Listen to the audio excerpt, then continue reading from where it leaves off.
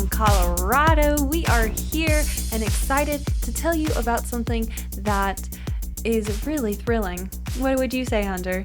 Oh, I'd say it's absolutely terrifying.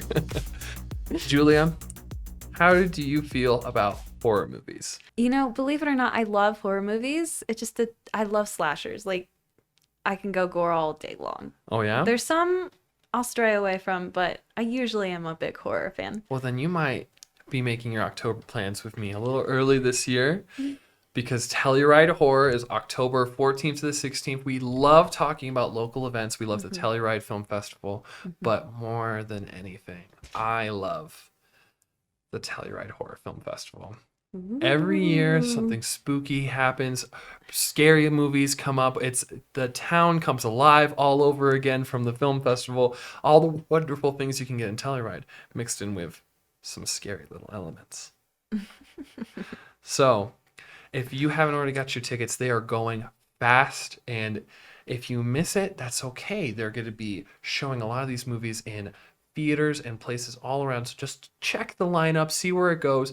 And if you are still excited about Telluride, you might want to look at their poster shop. I just ordered mine. It's very cool stuff. They don't sponsor me. I just like horror movies. We just love horror, but we're not the only ones who like horror. No. In fact, there's a whole community of people who love scary little movies, and there's an even smaller community of people who write them. That is true. And all sorts of other things. And that's why today we're talking to the person who I think writes some of the best content in Colorado, someone who I went to school with. I loved hearing when they came out with stuff, and their name is Andie Rugg. Hello. Thank you for having me, guys. Of course. Yeah. Or should we call you Andie Fugg? Because that's what your Insta says. Literally, yeah, Andie Thug. Whatever works. Thug. My sister's Claire Pug, so Claire Pug. That's even better. I love pugs. Yeah. They're the cutest flat little face dogs, I swear. I guess if for October you can change your handle to Spooky Mug. True. Spooky scary mug. Spooky scary mug. I every time I say spooky scary on the show, I have to give $1. I think at the end of this I'm gonna have to give $1 to charity. Like, it's gonna be hundreds of dollars. We'll get a jar set up. Oh yeah. We should. I'll just pull out a single out of my pocket and put it in every time. Just a mason jar full of like dollars and dollar bills. We'll just save it for the that one podcast that we like to bring up, the stripper one. Oh yeah. Yeah, that's actually funny. In this studio, a show about strippers is also filmed here. Is it called Bunny Talk? It is. I've been binging the podcast. No. Yours. So. Yeah, I know everything. I know everything. Well, thank you for binging our podcast. We love it. Then you're going to be really prepared for all the show today. I'm excited. Yeah. Well, we're excited to have you. Andie, what do you do? I am a writer, mostly. I kind of do a lot, but my main passion since I went to film school has just been writing, and the end goal is to write film. So, yeah. Cool. That's amazing. Well, you don't just you're selling yourself short here. Okay, you don't just write film, okay? You also do a very interactive comic strip, right? Yes, it's a web comic.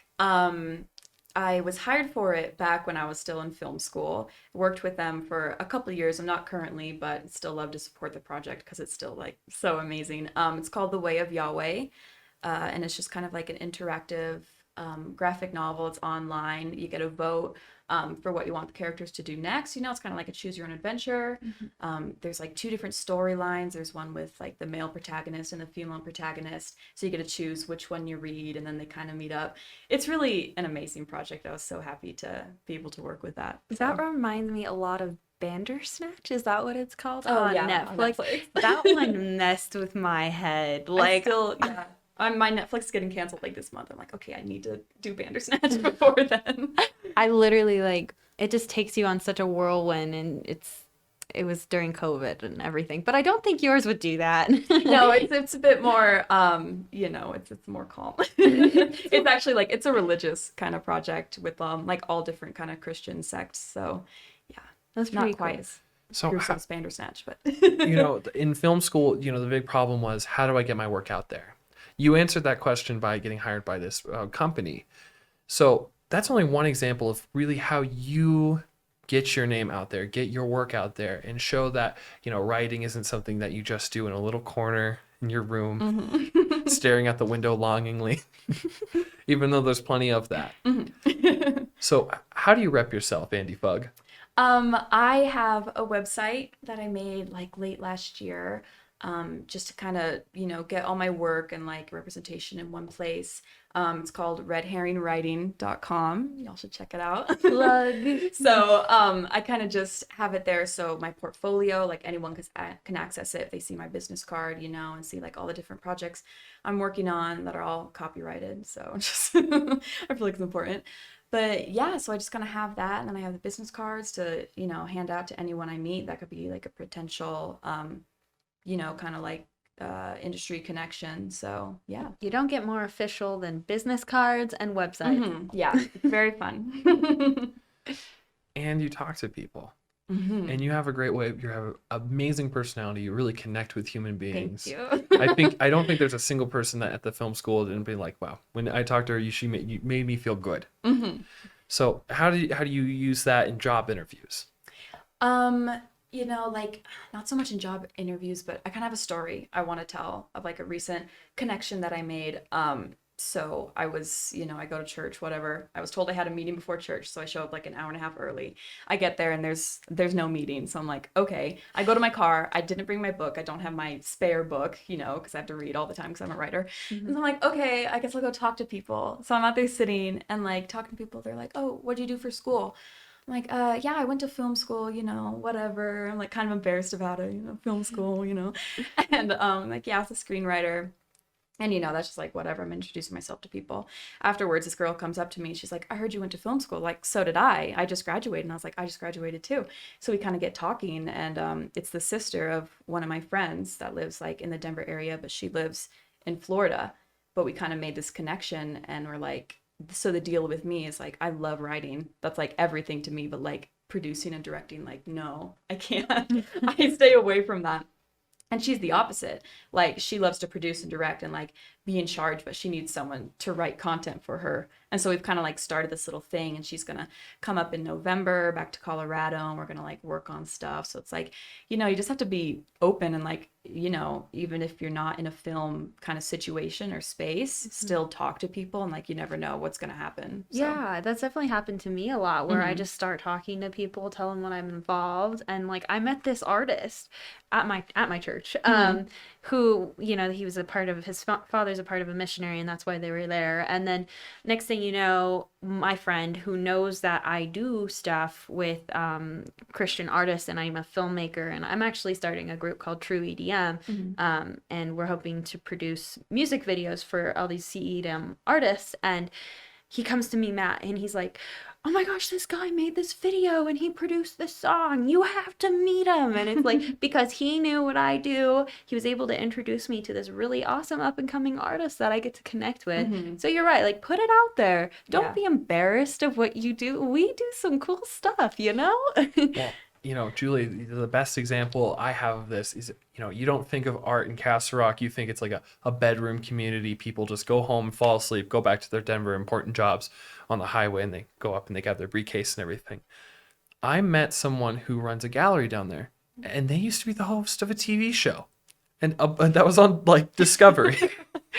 And it just broke my head when they do this. And there's a whole underground community of people in my own town.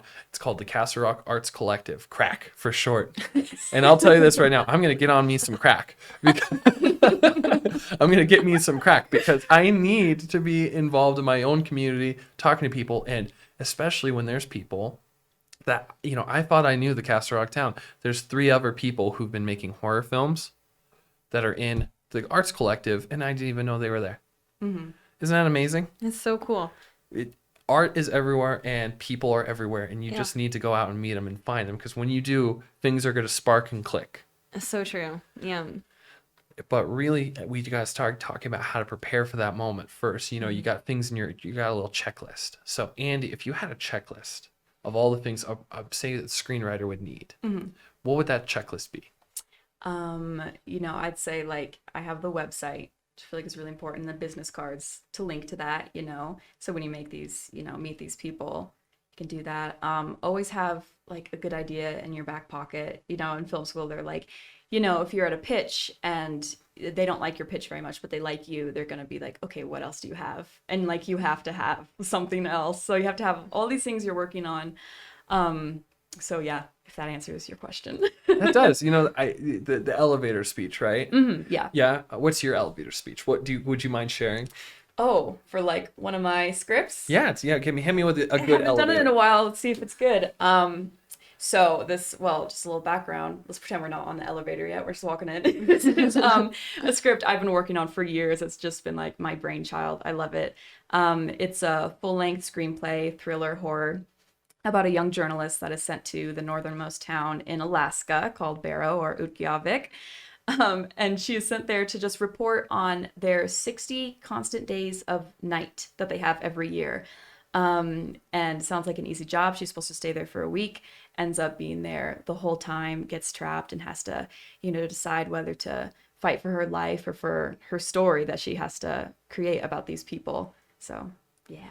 That's fun. That is a fun story, and I've read parts of that Yeah. because you shared that in classes we've had together.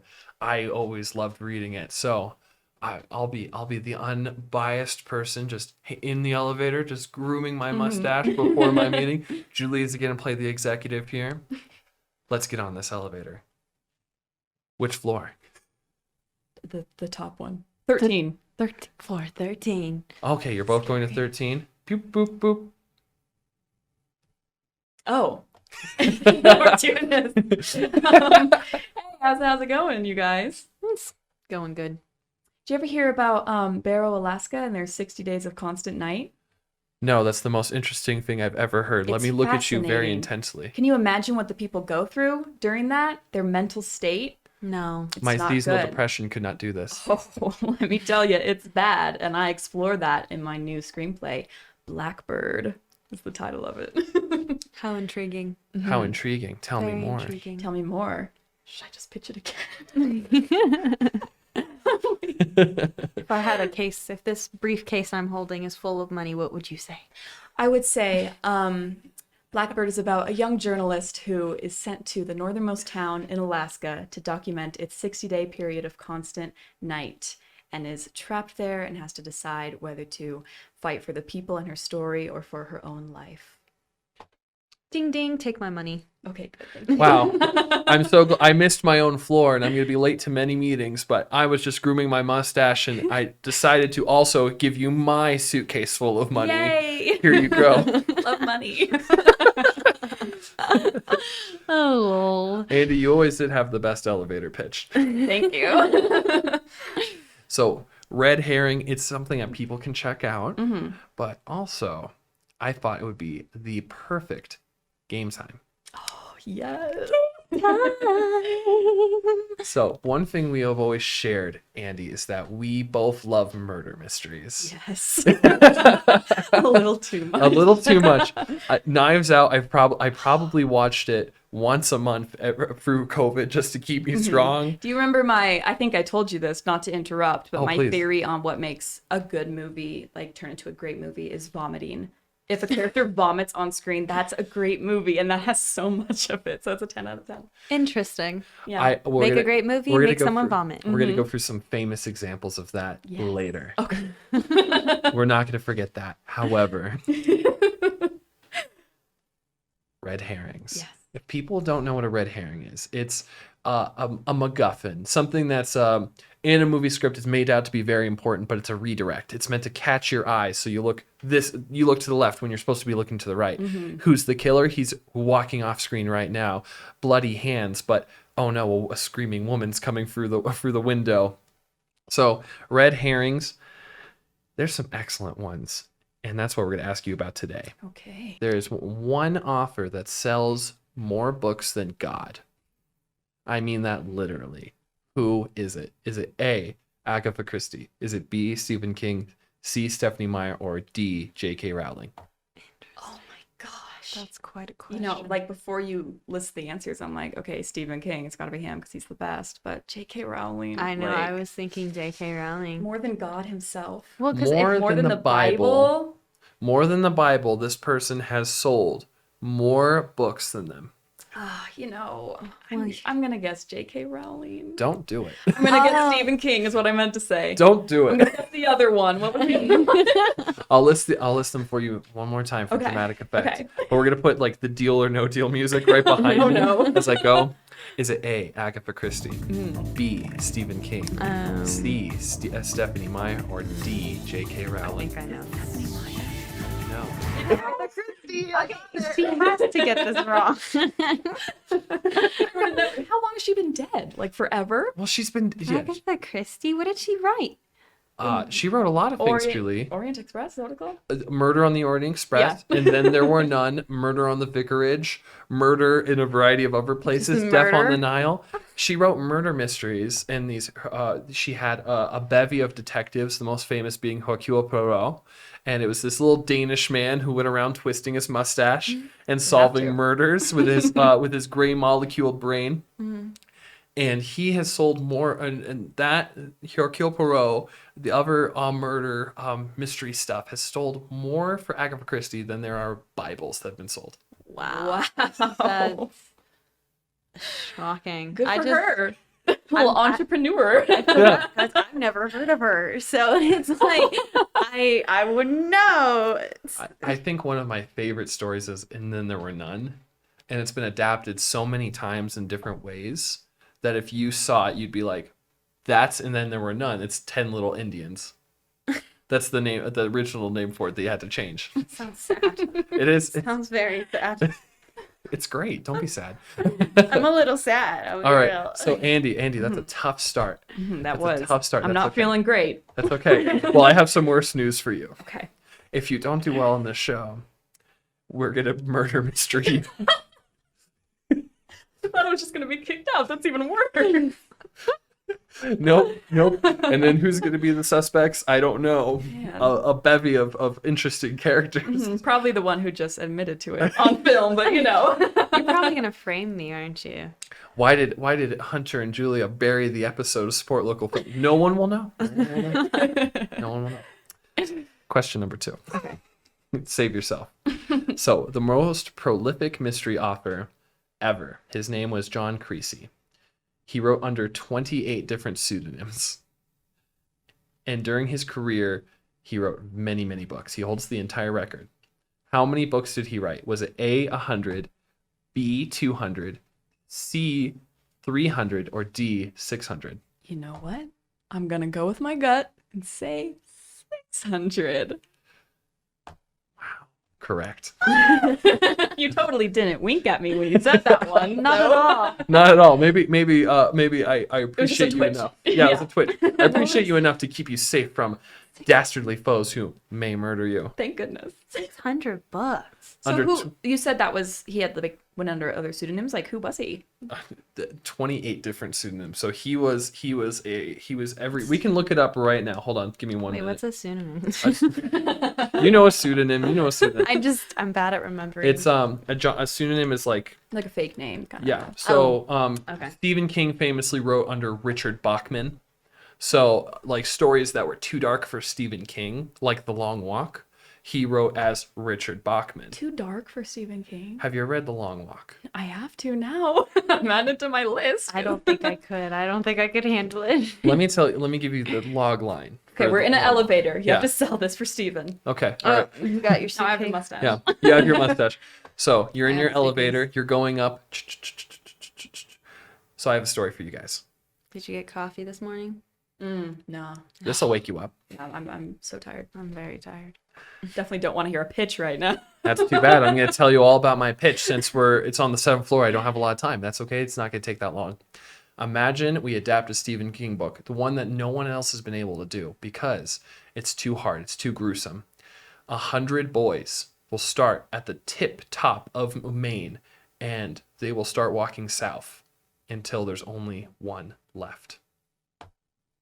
Dun dun dun. It's The Long Walk. Many directors have tried it. No one succeeded. I think I can do it. I want to see that. It's an amazing. Blood Thank you. money. Here's my money. Mine too. Thank Throw it at you. you in ones. Yeah. Thank you. I appreciate it. Yep. It's honest. Directors have tried it. No one's been able to do it. Crazy. Really? So Wow. just to answer your question, John Creasy's pseudonyms. Let's go over a couple of them. What Just could possibly happen in name that would lead to that? Yeah. That takes creativity, It was- doesn't it? I'm gonna tell you this right now. It's before Carrie. He wrote the most of The Long Walk when he was in college. So it's the very, very inkling of who Stephen King became. College is the long walk. Here are some of the pseudonyms. Maybe you've heard of them from John Creasy. And John Creasy looks like if Ray Bradbury wore a suit all the time. He he looks like any old white man. But this old white man is not Secretary of State. He does gruesome murder. Gordon Ashe, Henry St. John Cooper, Credo, Norman Dean, Robert Crane Fraser, Patrick Gill, Michael Halliday are the most famous ones. Never even heard of any of those. No. Wow. No. Yeah. Well, remember, he wrote 600 books. Not all of them were hits. Yeah. But Crazy. the money was coming, baby. Yeah. That's why I say as long as you have money, you don't have to be famous. You don't have to be That's famous. so true. This one's going to be the most exciting. You can This do it. one is We about believe your in you. favorite vomiting movie. Yes. Knives Out. Here's the twist. There is a hidden cameo in the movie from someone who works with Ryan Johnson a lot. Is it A, Zooey Deschanel, B, both Property Brothers, both of them, because they refurbished the house that the movie was shot in? Oh my God. Was it C, Joseph Gordon-Levitt, or was it D, wait for it, Laura Dern? Oh my gosh. Laura Dern, I can't do this. I'm gonna Imagine what I've been through. literally, I'm gonna say probably not Laura. Oh, it's devastating. That's not true. Oh man. So who's the director? It's Ryan Johnson. So Okay. he's done movies like Looper. He did Star Wars Episode 8, and he did one of my favorite like hidden gem movies, Brick. Uh-huh. Brick makes me think of building, which makes me think Property Brothers. But I don't think that's it. Man, what a connection. what that was like. That was some kind of like my spy. Like, Yeah. what's that movie with Russell Crowe where he has like schizophrenia? Oh my gosh, Beautiful Mind. A beautiful love mind. Beautiful You almost like a Mind. beautiful mind. The answer, and it would have been wrong. Oh my gosh. Okay. So you narrowed it down. Do you uh, need help? Because I don't know if I can help you. No, I'm gonna say Joseph Gordon-Levitt. And congratulations, Andrew. The knives do not have to come out. Oh, thank goodness. There is a hidden cameo Mm-hmm. in the beginning of Knives Out when Marta's sister is listening to the crime, like the murder show. And it's Mm-hmm. the guy describing all those gruesome things that happened to the girl. That's Joseph Gordon-Levitt. Oh my gosh. There's actually two actors that are always in Ryan Johnson movies. It's the guy who plays the deputy Uh-huh. in Knives Out and Joseph Gordon-Levitt, because they've been together since the movie Brick. So ever since Brick, Joseph Gordon-Levitt, Ryan Johnson, they're all buddies and they all do their movies Nice. together now. Love that. That's great. So Andy, you did not get tricked by the red herring. killed it. You did Goodness. good. And you solved the case. Congratulations. And if you Yay. are just tuning in, welcome to Support Local Film. We have an amazing writer. She's a copywriter. She'll write you anything you need. Her name's Andie Rugg, and we'll tell you all about her when we get back. Hey guys, thank you so much for watching. Don't forget to subscribe to Filmhound, and don't forget one thing. It is spooky season. Filmhound is committed to doing spooky things during spooky season. That means there's something going on that's very, very special. October 29th. It's going to be in Colorado. It's going to be just for filmmakers. And if you are one, then you should save the date. More details are coming out next week. Be excited. Zoom out. Wow. Oh, well. Hey. Okay. Well, welcome back from the break. We are so honored to have the wonderful Andie Rugg, and we have so much to talk about as far as running your own business as an artist. And I know you have a lot to say about that, Andie. So let's get started. You have some history in painting, or is it drawing? Painting. I can't draw to save my life, but I can paint. That's so interesting to me. Yeah. Because it seems like the same thing Yeah, in a way. I think so, but yeah. But the paintbrush and everything, I feel like it's different. So what got you started? Just during COVID, I I mean, it's really stupid story. There was a hubcap on the side of the road, and I'm like, ooh, shiny. So I took it home, and I was like, oh, I'll paint it to look like a flower and put it in my yard. And then I started collecting all these hubcaps, and I'm like painting on license plates, and then like I'm just painting random stuff to the point where it's like, oh, I can actually like paint. Like I didn't know I could do this. Like that was my dream job when I was like 4. But I was like, okay, now I can paint all of a sudden. So then like a couple years ago, I painted a portrait from someone that went to CFS, I believe. Can't remember his name, so sorry, but shout out to him. But he was like, can you paint like my dogs for me? And I was like, oh yeah, sure, like that would be awesome, because I had these like spare square canvases I got at the thrift store. I'm like, okay, I'll paint your dog. And then like recently I've been working as a pet sitter, you know, just for that extra cash. And Side hustle. I know, yeah. And then I was like, wait, like I could get back into painting. Like I have all these, you know, I know all these people that, you know, love their dogs more than their own children. So I kind of was like, okay, like I reached out. I'm like, I can paint your dog. Like, can I paint your dog for you? And this lady was like, sure, okay. And then just kind of went off from there. And then I like got business cards and like started posting about it. So I'm just kind of like working as a painter now, which is just like, how does that even happen? Like, I didn't even know I could paint until I found a hubcap. Now I'm like working as a painter. Like, it's crazy. There's people who go for years and years and years to school to paint, and yet you get to do it right now. I know. And, it's so weird. And people love their pets. Everyone loves their pets. Yeah. I love my pets more than I think I like most of humanity. And I think I'm a positive human being who loves humanity. If it came between those two dogs and the world, dogs. Yeah. The world has it coming. Yeah, the world deserve it. Snoopy and Champ don't. They don't. They don't. And if you haven't seen pictures of Snoopy, he's the cutest little doggy. We'll have to share next week on next week's podcast. Yeah, we will. We will. Yeah, we'll make it a big segment. Don't worry. Okay. But that's so cool with the dog and the side hustle and everything. Yeah. And being able to network in that way. If for a lot of people out here who are creatives, and I work with creatives solely for marketing and business start and everything, what's like your tidbit of that? Like it just kind of came out of nowhere, right? And now you're actually taking it seriously where it's like a business. And everything. Well, you know, it's kind of interesting. So like writing is always going to be like my main passion. Movies will always be the best thing ever. And that's always the main goal, is to make screenplays. But like in my life, I feel like life is so long, you know, it's like I want to try to have as many careers as possible. So I had a couple of years as a writer, and then you know, now I'm a painter, and like I went to school in high school, I went to an art school for the cello. So I'm like, okay, why don't I be a cellist at some point? And I'm like, I want to be a professional whistler too. So I'm like, I'm like, I could even model maybe. So I'm like trying to do all these different things. So like, yeah, and you know, the saying is like, a jack of all trades is a master of none, but then it keeps going, but is still better than a master of one, I think is how it goes. So I'm like, You're absolutely right. yeah. I'm like, I just kind of want to do everything, because then I'll never get bored. Well, and that way you have all these skills to Yeah. offer. When you do like join a group or a production, you can say, hey, I can do this, and it can turn into other things, like kind of like what we talk about as collaborating with other arts, like artists and musicians, and as filmmakers, you can also be the one who provides the uniqueness to a set or anything like that. Yeah. Well, I'm just thinking from like a writing perspective, and sometimes like my little writing pail, you know, the bucket of water that, you know, carries all the stories, that'll get run dry.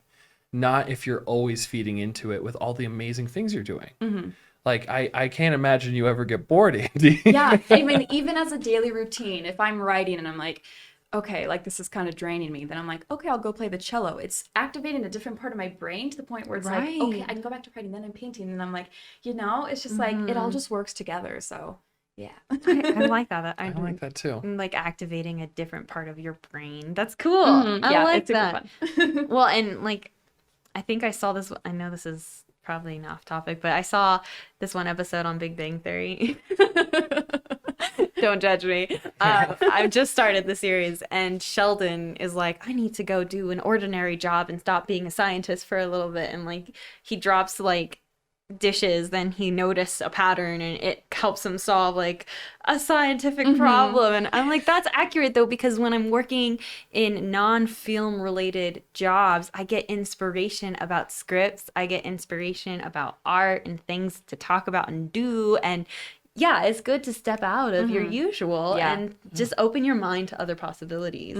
Well, Julie, you've kind of stumbled on something that's related to Big Bang Theory in a big way. It's the reason they did that episode was because of Eisenstein, and Right. is it Eisenstein or Einstein? Einstein. Eisenstein's the Russian author. So the reason they did that episode, Julie, was because of Einstein, because he worked at the patent office. Right. Not because he was like, I love patents. I love patents. It's because the paperwork was so mundane that it let him think in the back of his brain about science. Right. All day. Yeah. And that's what I love about doing like a lot of these jobs that I do, because I do a lot of odd jobs and things. You do. That's none of that, that all takes like a quarter, maybe a fifth of the brain power. But all the back here stuff. Yeah. That could be for writing, for thinking about who I want to interview next, what I want to ask people about. So I think that's an amazing way to work, and I think it's a great way to keep a writer's mind busy, or else we'll go insane. And well, those murder mysteries will turn for real. They become true stories. You ever hear a true crime? I'll start writing that. Well, and then there's no shame. There's no shame in having to take like a day job or having to do a side hustle. That's not your ideal career and not exactly what you want to get started in. So whoever's out there flipping burgers and writing their next feature film, good job. Yeah, as long, my motto is as long as I'm happy and also making a little money. Like, money, you have to have money, but like as long as I'm happy, whatever. I mean, the IRS can't tell if you're happy or not, but they can tell how much money you make. So I'm always thinking about the IRS person who has to file my paperwork, if they're going to think I had a good year or not. But that's why I really try to keep my writing life alive, and not just like going to my book club or, keeping a writing group, which, I think both of those things are important. They keep your mind active. But it's like writing festivals and people that, are authors, and talking to people who might get you that next step. So, September 9th was the Rocky Mountain Book and Paper Fair in Castle Rock. And I was crossing my fingers, hoping it'd be, a great experience. I've met some people, you can see the pics I for proof that I went, and not just like plug in events to make me seem offerly. But like we can spend the next, October 15th, that's coming up, and that's the next Rocky Mountain Literary Festival. That's the big one in Colorado, in Golden. As an author, shouldn't we be going? Shouldn't we be trying to talk to people, trying to bring out our business cards there? Definitely. We should be doing that. And we should also seek other variety of writers, not just script writers. I feel like you can learn a lot. I've been talking with a novel writer, someone who writes books, and it's just different in the structure and everything, but just even little tidbits from people who are wiser than us, it helps so much. Well, sometimes when we're doing all this stuff, Julie, you forget that we're still in our 20s. I know. I'm a young adult. Andie, we've learned so much about you. We've really felt like we've gotten to know you today. Yep. And I think people should check out your website and check out what you do, because everything you do is so intentional and amazing, and just we've done with such passion and talent. But now we need to know a little bit more. Just a little bit more. Okay. A little bit. So don't worry, the goal isn't to get you canceled. Okay. the goal Or murdered, is how to about get you uncomfortable. So what I want to find out, because you're dog sitting, right? You're dealing with the doggos. Yeah. And just tell me one of the weirdest situations you've ever been babysitting someone's dog. Oh, man. I mean, some people have cameras all around their house and are just like monitoring me the whole time. And then I'll be like, you're not at the house, get back to the house. Oh my gosh. But like just some Karens, nothing too crazy, a lot of poop. It's a very poop-filled job. I was thinking poop would be one of those vomit, things. That would make for a great movie. Yeah. Yeah, it would. I've had to break up dog fights and all this stuff. And now the podcast is great because you've mentioned all Yes. If one of us vomits, then it'll be perfect. Perfect. Okay, so you're saying cameras and being watched and just being like monitored. So weird. poo Poo. and vomit. Vomit. Okay. And dog fights. And dog fights. Okay, Yeah. and dog fights. So No one has died on my watch yet. Nice. Oh, I'm yay. very glad. 100% survival rate. I'm gonna have to quit before that happens because You're we're like, here. no goal, not a goal. Yeah. I'm not trying to make that goal. Okay, so what we're gonna do is we're gonna take those 3 topics, Okay. not them dying because that hasn't happened yet, Okay. and we're gonna start out one word at a time together and make a sentence that says those 3 things. Okay. Yes. So I'm gonna start with you, Andie. Okay. And you're gonna set it up. And you don't have to start with these 3 words. Okay. And we're gonna do more than let's do 3 sentences. And at one point we have to get all 3 of those topics. And the words are camera Camera. or monitoring, Monitoring. vomit, and poo. Once There. Was a Victim. of who And they didn't survive. the who Covered. cameras that Concealed. the who was like the camera the camera covered by poo concealed the poo. Concealed the concealed the misdoings. that's a full stop right there. That's the end of a sentence. Okay. Okay. Last sentence. Perpetrators. Vomited All The way too the county. fair. That was wonderful. Good job, everyone. What a story. Slightly disgusting, but Poo upon vomit at the county fair. I think if there's that much poo, they would vomit. can I apologize to any listeners for me ever bringing that up? I'm so yeah, sorry. I'm not apologetic. Why do you Yeah. have to be? Man, this sounds like a very consternated. It's to put in an adjacent word instead of constipated detective. Tell this story. Yeah. Well, thank you for getting slightly disgusting with us. We really appreciate it and being on our show. And thank you. Yeah. It's like a dream. Oh my gosh. Well, look at us all lifted up and floaty. Like, Hey, geez. quit filling our cup here. We might just float right off. We really might. I'm feeling the helium. So, why don't you tell us where everyone can support you? Yeah, you can find me on Instagram. So my main kind of social that I'm on is just Andie with an IE _ thug with 2 G's. Hopefully that makes sense. I'm Andie Rugg, so it's Andie Thug, and there's Thug. underscore. You'll figure it out. And yeah, I kind of post about all my different things I'm doing artistically and like writing wise, and then the link to my website is in the bio, so you don't have to memorize that. So yeah, check it out. Give me a follow. Yes. Yes. And whatever you're doing, just stop. Okay. Quit it. And support some local film And support some local writing. and some local writing. Yeah, we need these stories to come from the real source. So Right. I think Andie would be a good one. That's true. Yeah. So it doesn't matter which literary festival you're being murdered at. In Longmont, Golden, Castle Rock. Just remember, write whatever you're feeling down. Don't wait, because you might not get a chance to later. So just remember to Stay creative, Colorado.